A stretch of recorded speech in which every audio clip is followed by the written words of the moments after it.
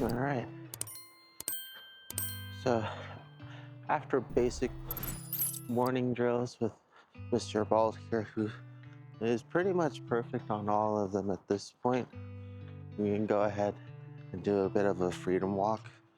Anytime using a longer leash like this, I always recommend adding the bungee to smooth out impact in case they do start running quickly. You also want to be very aware of your environment and be ready to lock the leash if necessary. And you also never want to reach out and grab the rope on one of these, because that's how a lot of people get rope burn. Bolt, this way. Good boy. We've got the collar on him, and we'll just be doing a combination of just his name recognition and recall, using the collar for recall, and then also just rewarding him when he comes back on his own. The reason why I like to do a lot of the more freedom walks, especially early on in the day when they have a little bit more energy, it's because especially for me and my pups, when you have a longer day ahead of you, it makes it easier for them to kind of get out that excess energy, be able to run around a little bit more and to explore and use their nose. Then it also makes it easier for them to go back home and relax for a while either go out and work with other pups or another client or something. It's also a good opportunity to reward for them doing the right thing without having to be prompted. And I definitely mean them checking back in or coming back to you on their own without the command or any input. Just builds those really good habits.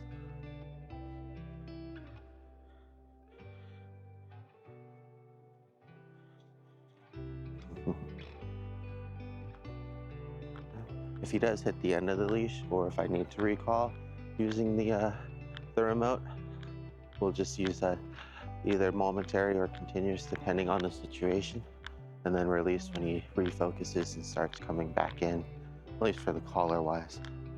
The name is pretty self-explanatory.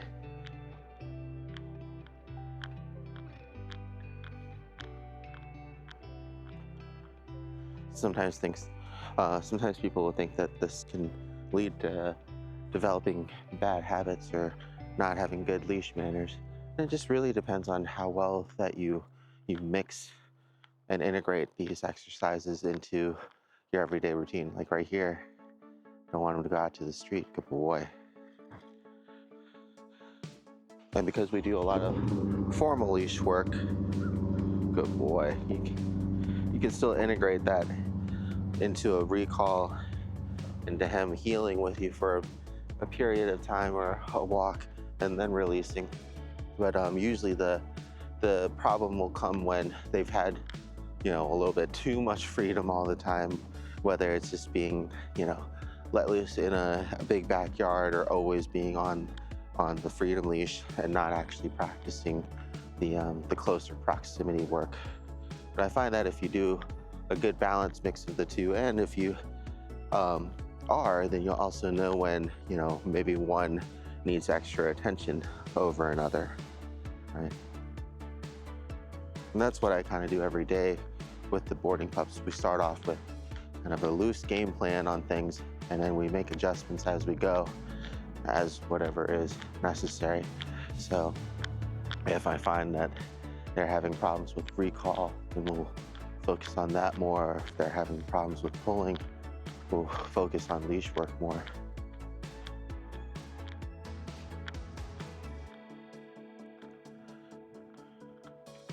And sometimes for different pups,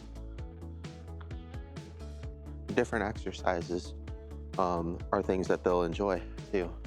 Some pups like actually trying to have the more formal leash work and sticking close to you and doing a lot of sit stays and releases and follows, a lot of like drills back to back. So they just enjoy doing them.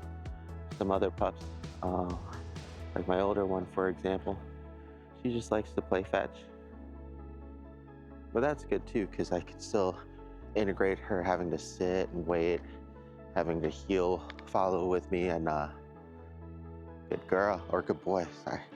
Just worked with Heine.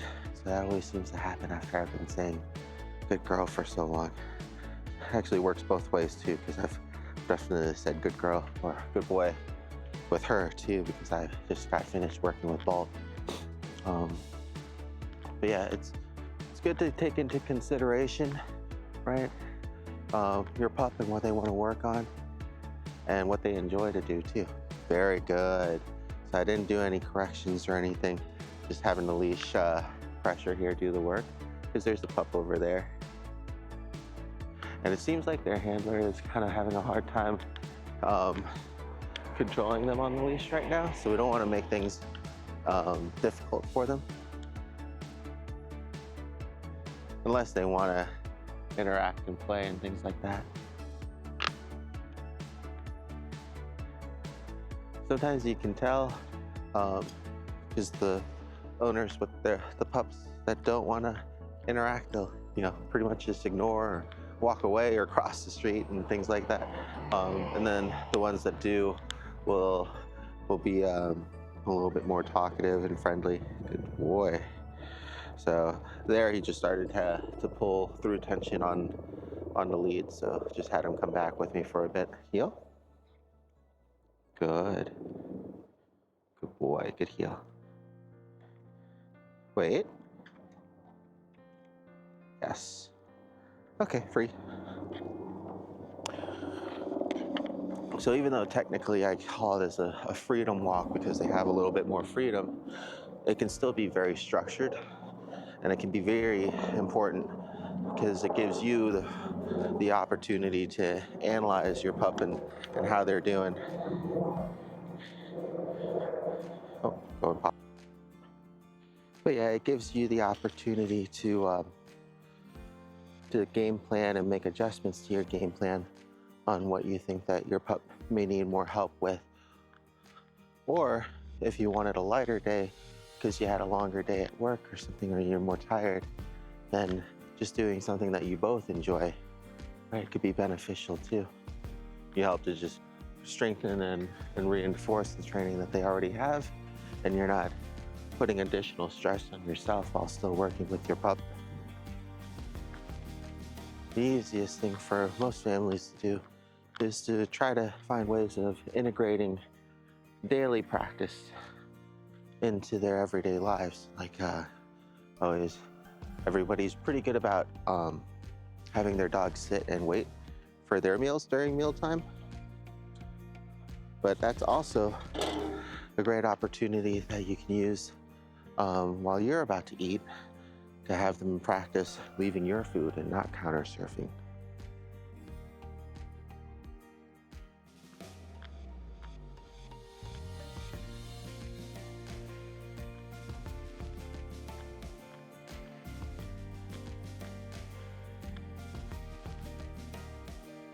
He's doing a really good job here, not going too far, and for the most part has been responding to the leash pressure right away, which is great too.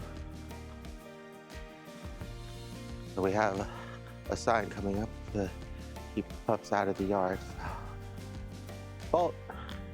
Yes, good boy. And sometimes it's good to mix things up so you're not just relying on the collar or the e-collar or the prong collar, but just his name and his ability to refocus on command. This will be another good opportunity here because we got that pup up there.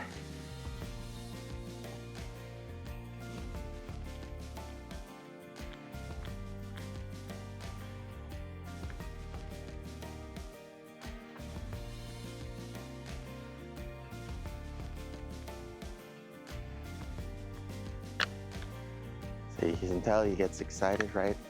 Starts to move faster, pull through the leash pressure a little bit, starts to cry. Hi, how you doing? Hi, how you doing?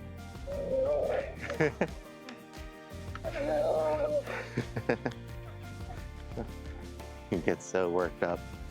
Bolt, good boy.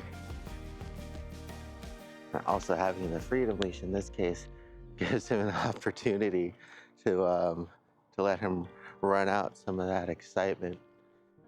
Sometimes with, especially when it comes to leash reactivity or leash aggression, them being held back is what makes the situation worse, because they have all that excess energy and excitement and drive towards something, whether it be for, good reasons like play or hostile reasons like uncertainty. The fact that they get held back and restrained can sometimes add to the frustration, which then adds to more reaction of them trying to pull even harder, to get away from that or to get towards whatever they're interested in. And then when they can't, a lot of times dogs will start barking as well, as a way to help relieve all that extra tension and energy and excitement. So that was actually pretty good there. He was excited, helped to redirect him a little bit, but didn't really need to correct him by any stretch of the imagination. Now though, you want to watch for, like here, he starts to carry some of that excess energy and excitement into his walk. Good boy. You just want to make sure that he doesn't start pulling because he hits the end of the leash. He's just trying to move really quickly.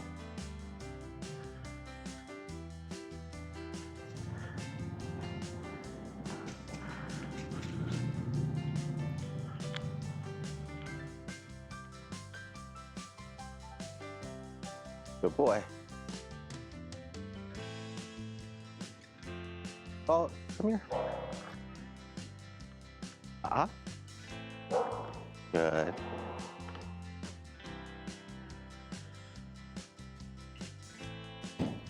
Hi, how you doing?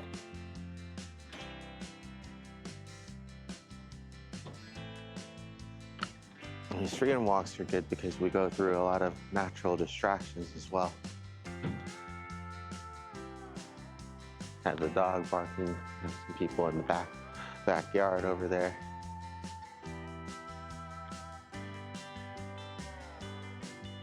He definitely likes to mark too, and just be very specific to Bolt and his stay and his behaviors here. But something that really I try to do with every pup before leaving them alone in a crate for an extended period of time is to make sure that they've had an opportunity to relieve themselves.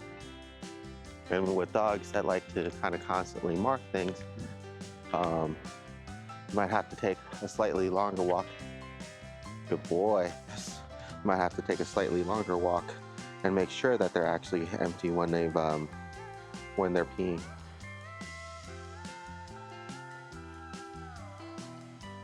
On the flip side of that too, though, you also have to be careful of not having them running around out at like a dog park playing and drinking a ton of water. And even though they relieve themselves, you might not have as much time before they need to go to the bathroom again because they just drank a ton of fluids before you're about to leave. Sometimes it's about finding a good balance between things.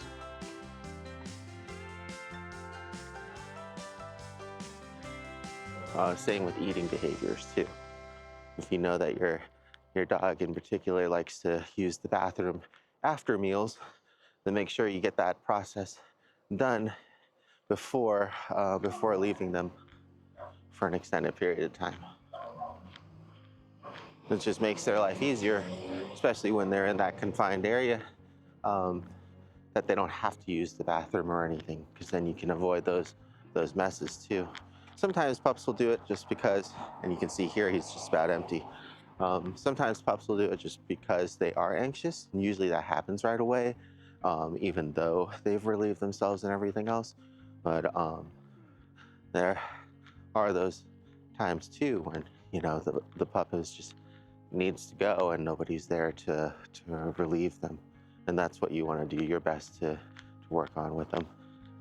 Trying to just do our best to set him up for success for his longer crate sessions. The easier, shorter ones, he doesn't seem to have any issues with, which is good. Like pretty much every time you see that I'm out, good boy, come, working with working with the other boarding pup, Miss Heine, he's going to be in the crate.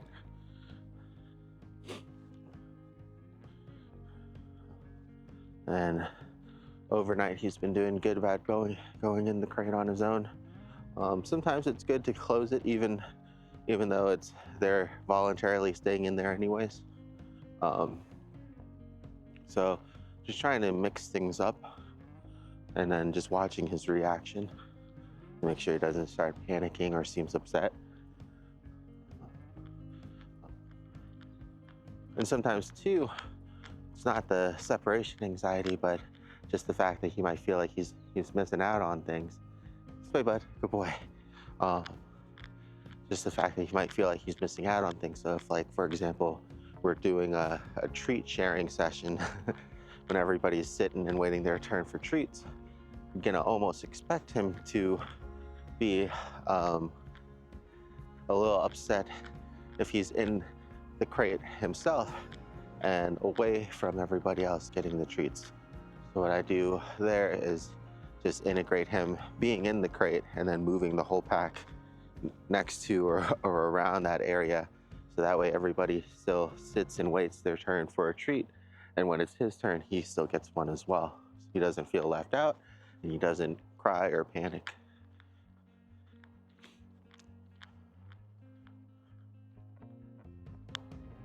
Bolt. Good boy. Good job. You want to heel for a bit? Come here. Here. Heel. Good boy.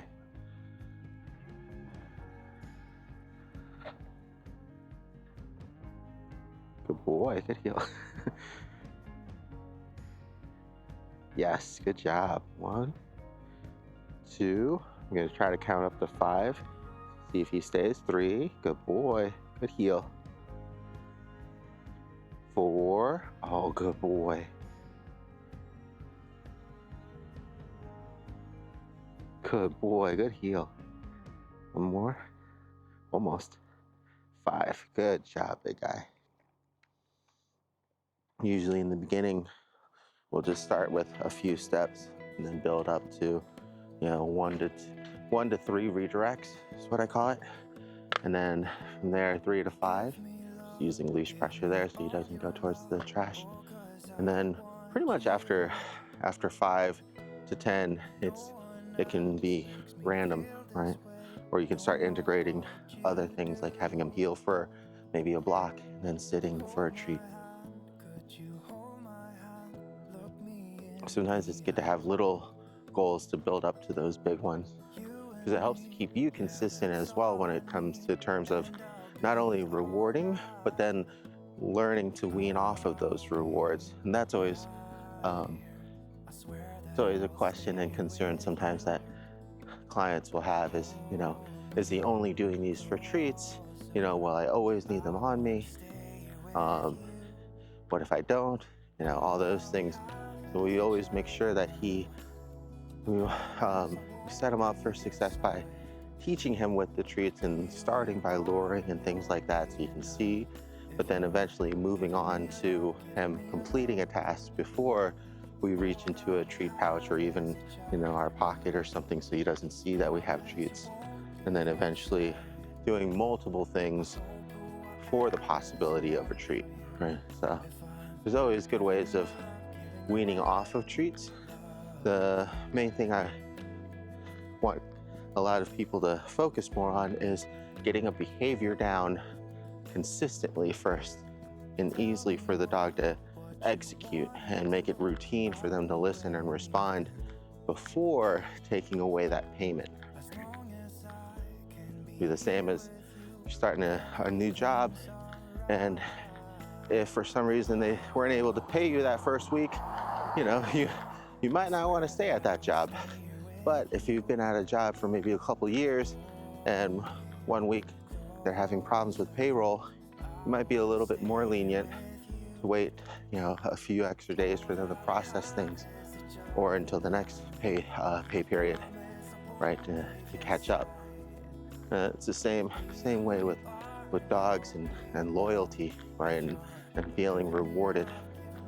And it doesn't always just have to be like the edible treats kind as well. That you do the same weaning on and off with balls and sticks, toys, anything that keeps the pups feeling rewarded and motivated for doing those tasks that we ask them to do.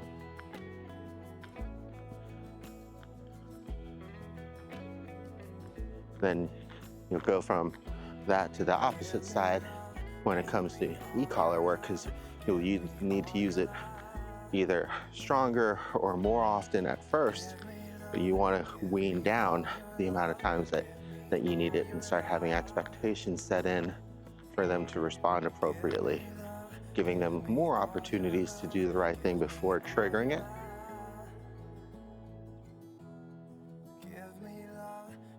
See what he does here on his own. Distracted by the sounds of people working. I think I saw a squirrel. Oh, good boy. Good job. What do you think, bud? I don't think we're going hiking today. I'm gonna start walking. Good boy. Very good. Okay, so sometimes instead of using tools, using a little bit of patience, right? That's why it's important to not be rushed whenever possible when you're out walking or working with your pup. If you only have 20 minutes to take them for a walk, go out 10 minutes and save 10 minutes for the return home. A lot of times people will try to just go around a block or something and then force things to happen faster. And when you're forcing things or getting frustrated, a lot of times the consistency won't be there. Parents will allow their pups to hold them a part of the way because they're going in the right direction, right? As opposed to correcting them or redirecting them. So we want to kind of set ourselves up for success whenever we're thinking about working with our pups too. Good boy.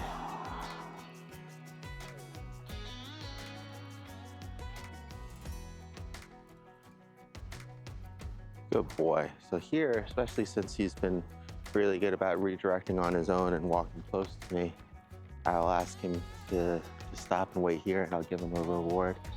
Hey, Bolt, come. Wait.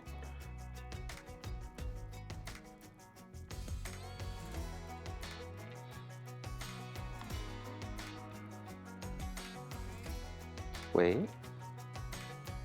Be a good time to have the hand on the lock just in case. Good boy. All right, let's go.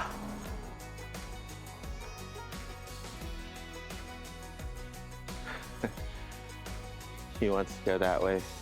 We have some people actually crossing the street in front of us. See if they want to run into them. We'll give them a little bit of extra space. Good boy. And this is what I mean, even though he has 26 feet of space, doesn't always mean that he has to take it. He's getting excited here. See what he does? Yes, good boy, come. Good. So trying to still get him used to less leash pressure, and just being more responsive in general. Good boy. On his own, so that way it'll be less work for his parents, his mom. It's good to practice this too, though, just in case he is in an off-leash environment. Be ready to use it as good boy barrier. Really good idea to teach pups to not go into the streets unless they're next to you.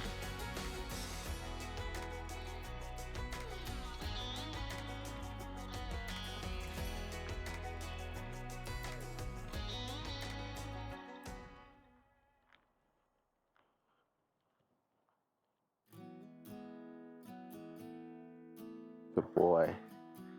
She used it that time just to speed up his response.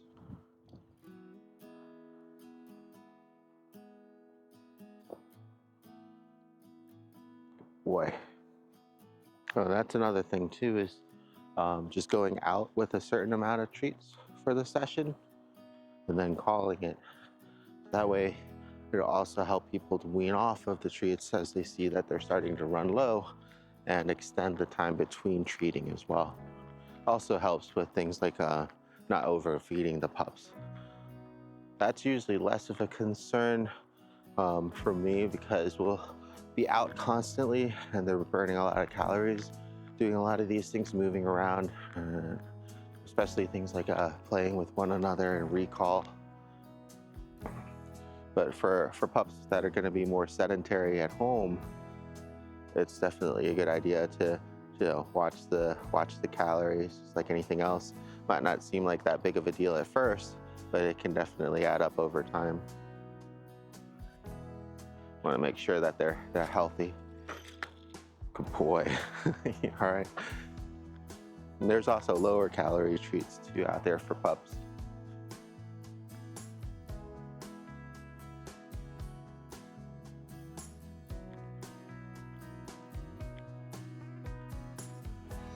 He's gonna overshoot that way. I'm gonna go over here. Stop.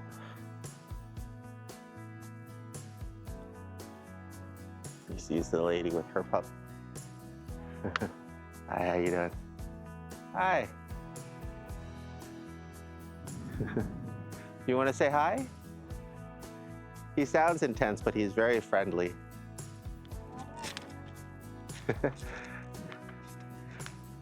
Yeah, he's easy. You're scaring him. Aw. Here, we'll let him go. Come here. Wait. Good. Stay. So there, because she wasn't responding, I think she might have been on the phone, and then also her pup seemed a little bit scared of or overwhelmed by Bald here. We went ahead and, good boy, this way, helped use the collar and attention to kind of get him back over here. Good boy. There you go. Good job. His self-control has definitely gone a long ways too, especially when it comes to pups. He still gets excited, and that's not something to overly correct, in my opinion, but we want to more so for him to learn to control himself so he's not pulling when his mom is trying to get his attention or something like that. Good boy.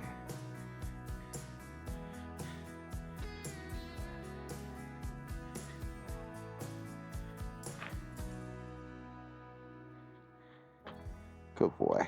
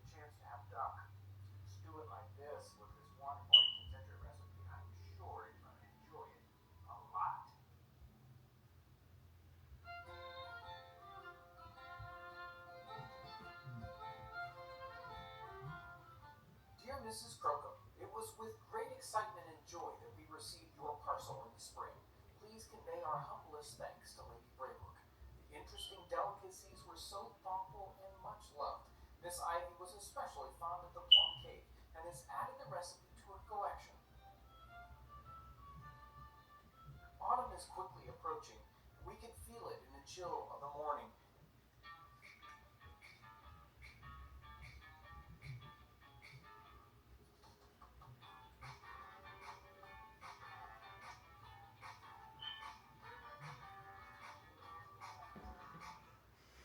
And hear it in the sound of the cicadas and smell it in the turning of the leaves.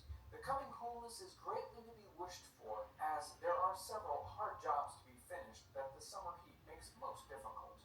Of prime importance is a log cabin that must be finished before the snows come. While considering the appropriate dish to send back to our land house, I chose a recipe that would reflect both the old world and the new. An Indian pudding. Puddings are such traditional fare in England, yet the ingredients to make this Indian pudding originate in these United States, namely maize, maple syrup, and blueberries. Being common fare in the United States, I hope you might be amused by the novelty of a maize pudding. As I understand it, English consider maize to be a food more suited to animals, but we of the Americas consume it with regularity and no ill effects.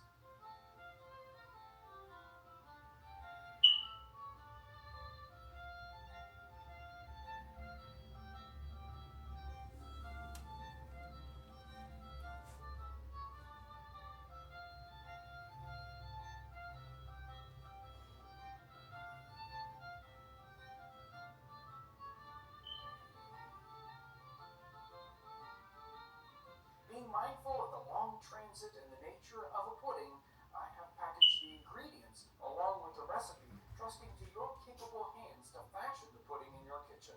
I have not the least doubt of your interest that the recipe comes from one of the earliest truly American cookbooks, American Cookery by Amelia Simmons.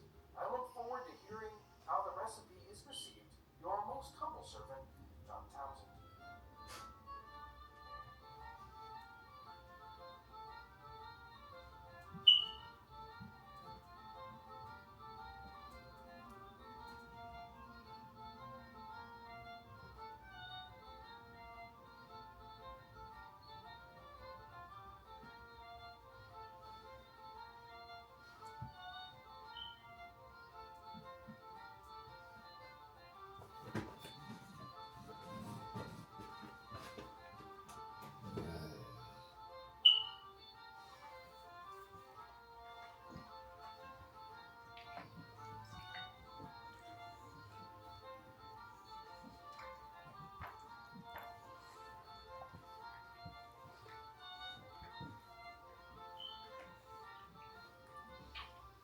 I want to thank everyone at English Heritage and at Audley and House. Thank you for this wonderful collaboration. It's been a lot of fun.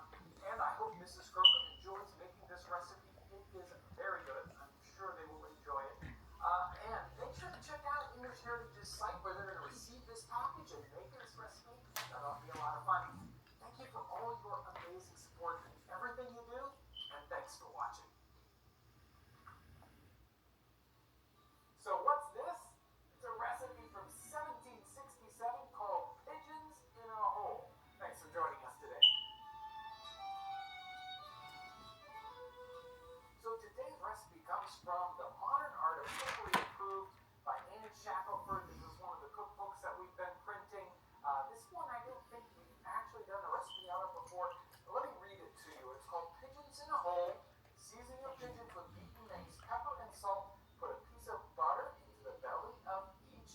Put them into a soup dish and pour over them a batter made of a quart of milk, 6 eggs, 6 spoonfuls of flour with a little grated ginger and salt.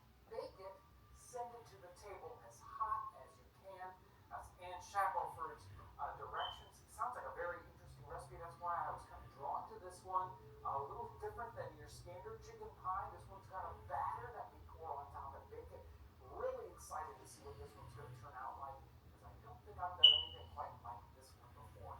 This recipe calls for pigeons, but pigeons can be very difficult to come up with, at least where we're at. So today I'm using a Cornish game hen that you can find in just about any supermarket. Let's get this guy prepped up. It's very simple. We're going to take a little bit of mace, a little bit of salt and pepper, and I'm just going to sprinkle these guys on the outside, and then just kind of wipe it over the whole thing, top and bottom. Now, depending on how spicy you want it, obviously you get to choose that.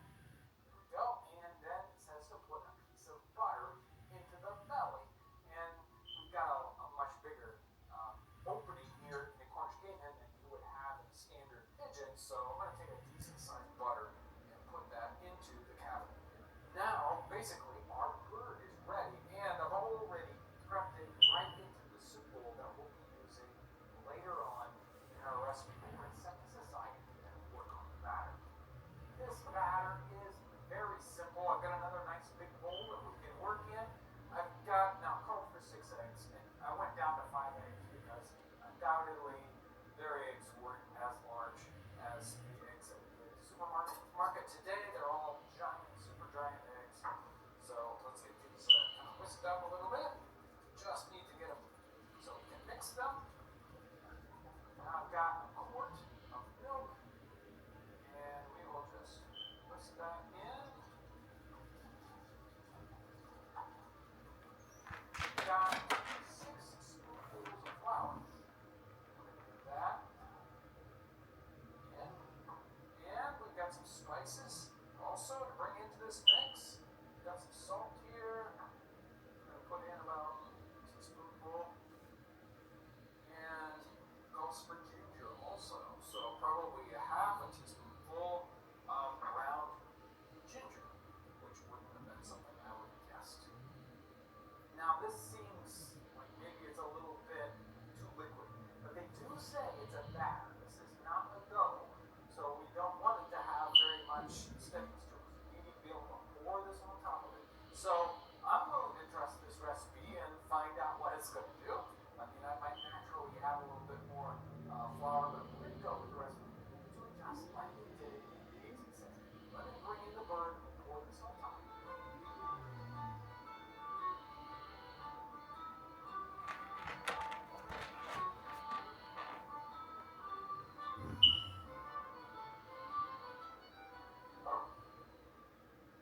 So I'm worried about that bird kind of sticking up out of it.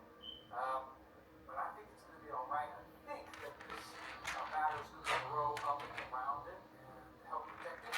But now it goes into the oven. It just says bake it, right? So we've got to do some guessing. Let's put this in the oven at 350 degrees. And I'm betting that this is going to take well over an hour, maybe even as much as 2 hours. We'll find out. Let's get this into the oven.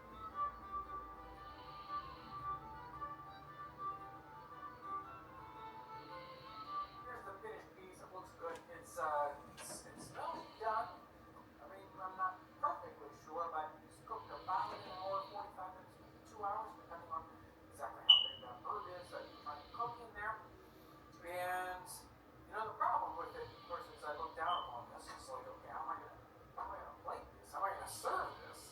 I can imagine in the 18th century, of course, we would have had multiple little birds, maybe 3 or 4 pigeons in here, and you could serve up the whole pigeon. You could just scoop one of those pigeons out there and put it on a plate around with the surrounding fluff. But I'll have to see what I can come back with.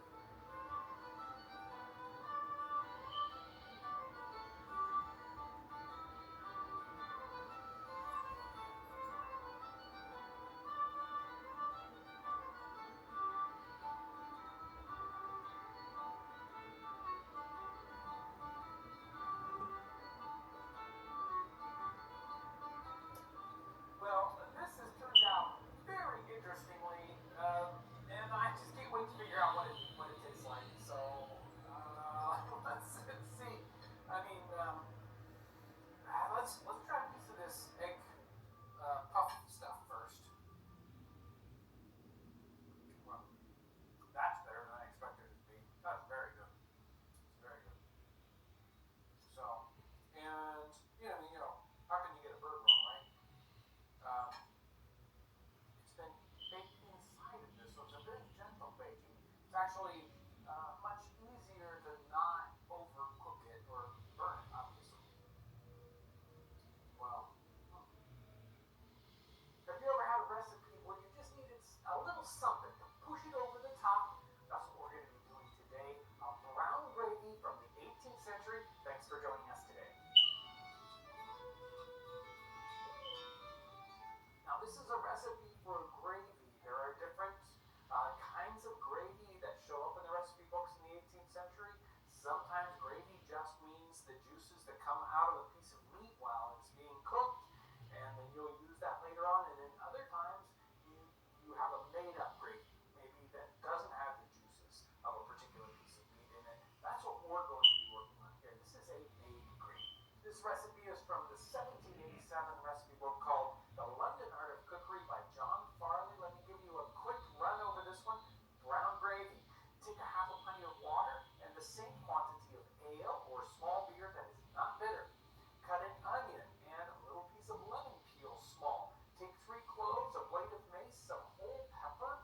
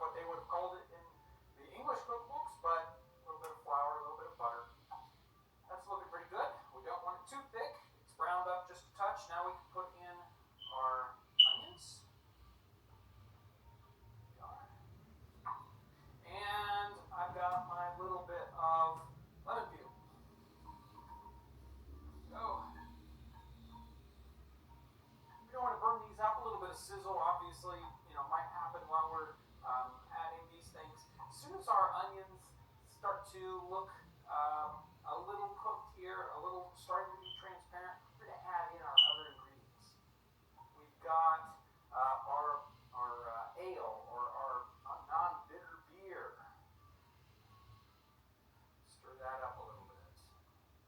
And we also have mushroom ketchup. I don't have any mushroom pickle, but I've got mushroom ketchup.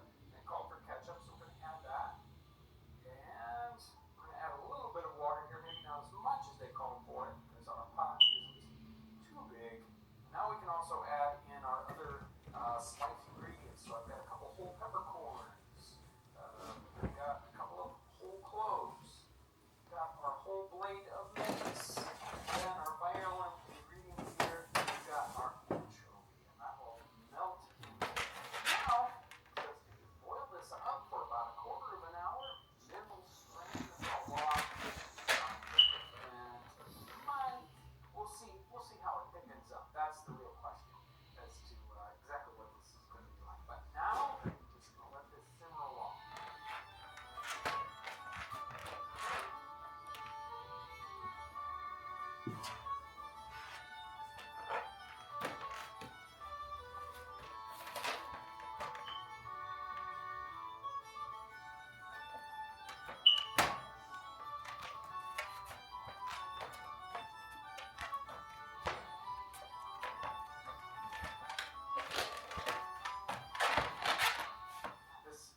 Smells tremendous for a gravy. I'm really interested to see. Let me test this out all by itself. And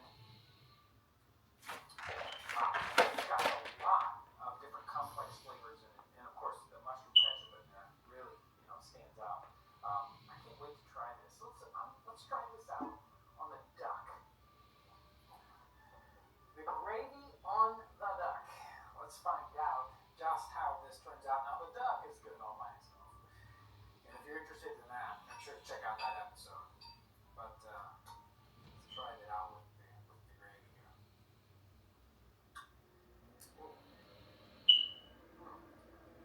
Boy, that gravy is really good. It really sets off a meat, and this combination is really good. So one of the interesting things about this is that anchovy. You would expect maybe some bad anchovy flavor to come through.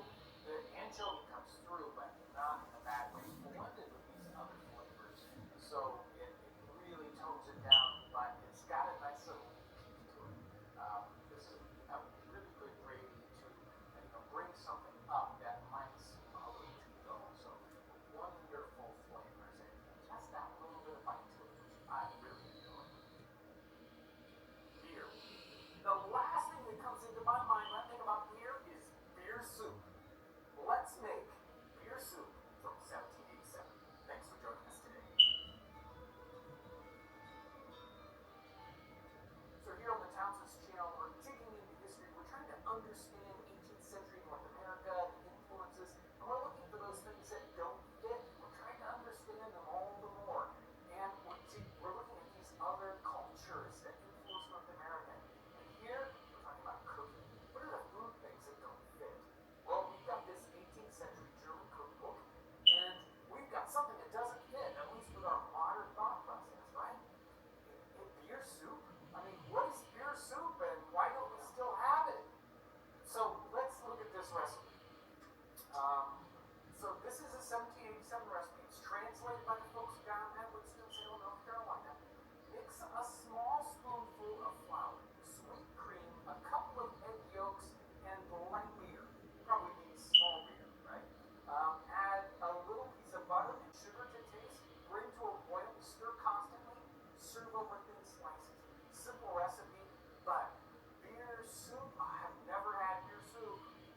I don't know what this is going to turn out like. So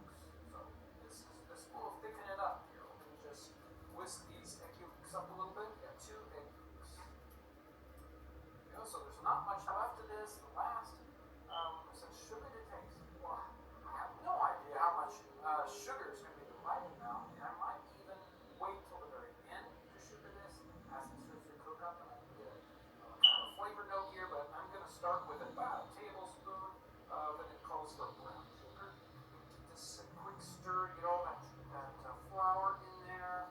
And our last ingredient before it goes on the fire is some butter. Again, it doesn't give an ingredient. Here's about a small hen's egg's worth of butter. I think that should be about right. Now let's set this over the fire, and remember, it calls for stirring constantly. You don't want this to burn. You got a lot of that cooking. So I haven't tested this recipe. I really don't know exactly where this is going to go. And trying to interpret this recipe, understand it. From what I know of, I've heard of beer soup before. But, how does it fit in the cuisine? And I believe that this is a higher, or let's say a fancy version of a pork. You can imagine taking out the expensive ingredients like this one, not putting in the egg yolks, possibly using milk instead of cream, and maybe no sugar. You get a very, very simple soup made with beer and something like flour or breadcrumbs or toast boiled in this. That it shows up in literature and ideas of pork in this food in Northern Europe. That's definitely a possibility here that the roots of this, or maybe vice versa. That pork version is, it has its roots in this dish. I'm not sure which way it goes. I'm certainly not an expert in sort of that Northern European, 16th century or 17th century food history, but very interesting.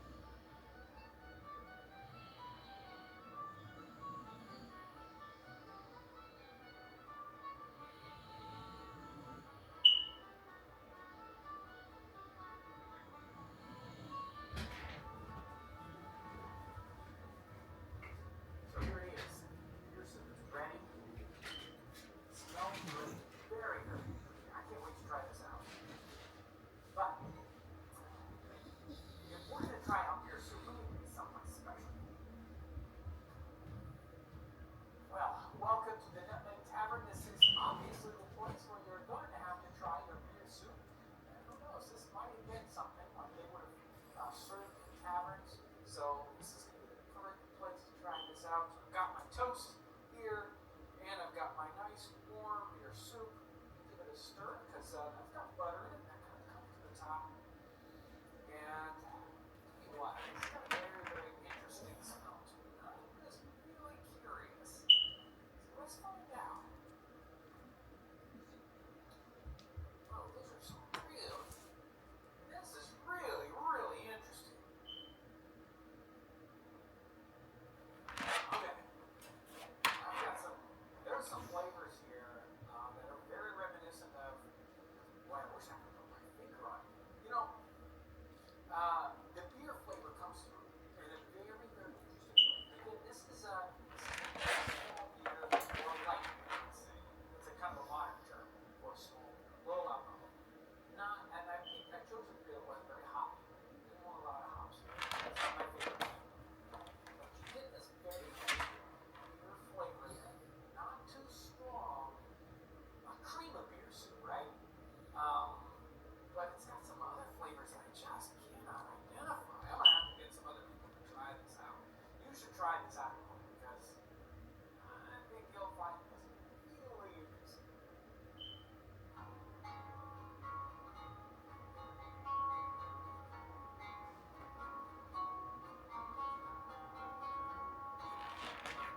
Today we got a special guest, Michael Dragoo, and what are we cooking today? It's a chicken fricassee in different manners. It's from a French cookbook this time.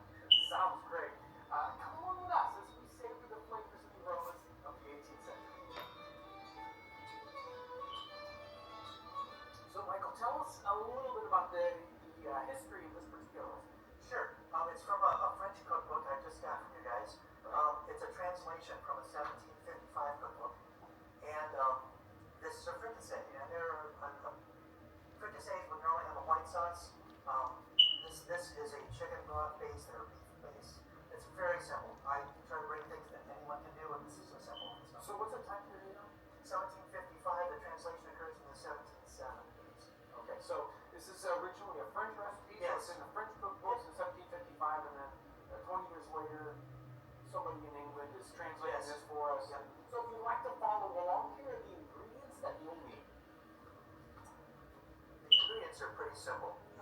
2 chicken breasts, some butter, are sage, rosemary, thyme, basil, white wine, chicken broth, a couple of eggs, you want the yolks of the eggs, fresh parsley, a lemon, some mushrooms if you prefer. The recipe reads both ways. Salt, some flour, and some cream. That's it. And as usual, for many of these period recipes, there aren't any specific measurements. This is whittled down to much bigger recipes, so we're just going to kind of wing it as we put this together. Hey, Michael, what's our first step? We are going to get some butter and some flour going for a little roux. We're going to throw our chicken in, and then we're going to start adding our other ingredients. Okay. You're not going to dump all that butter in it? I'm not. Okay.